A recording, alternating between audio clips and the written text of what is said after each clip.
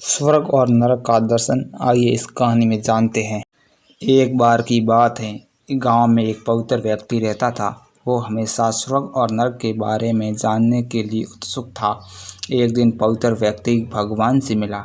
जब वो भगवान से मिला तो उसने पूछा, प्रभु क्या आप मुझे बता सकते हैं कि स्वर्ग और नरक कैसा है? भगवान मुस्कुराए और उसे दूसरी दुनिया में ले गए। वहाँ वे दो दरवाज़ों के सामने खड़े थे। भगवान ने उसे जानने के लिए कहा और प्रत्येक दरवाजे के अंदर खुद जाकर देखने के लिए कहा। पवित्र व्यक्ति ने जाकर पहला दरवाज़ा खोला।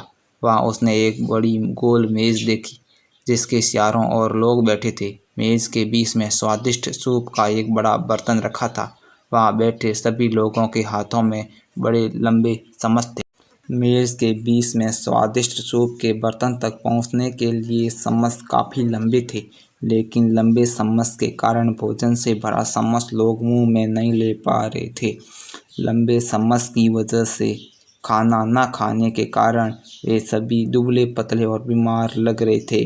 वहाँ के लोग बहुत दुखी थे। वहाँ पीड़ित लोगों के दुख को देखकर वो व्यक्ति कांप उठे। वह उस कमरे से बाहर आया और दूसरे कमरे का दरवाज़ा खोला। दूसरा कमरा बिल्कुल पहले कमरे जैसा ही था।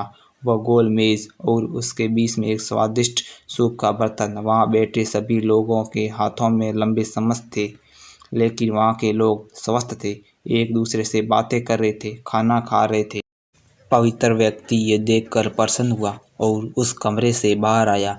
फिर पवित्र व्यक्ति भगवान के पास गया और कहा, मुझे समझ नहीं आया कि दोनों कमरे एक ही जैसे हैं, फिर भी एक कमरा दुख से भरा और दूसरा सुख से भरा है। भगवान ने उसे समझाया, आपने देखा कि लंबे चम्मच दूसरों को खिलाने के लिए ठीक ठाक है, लेकिन खुद को खिलाने के लिए ठीक नहीं है।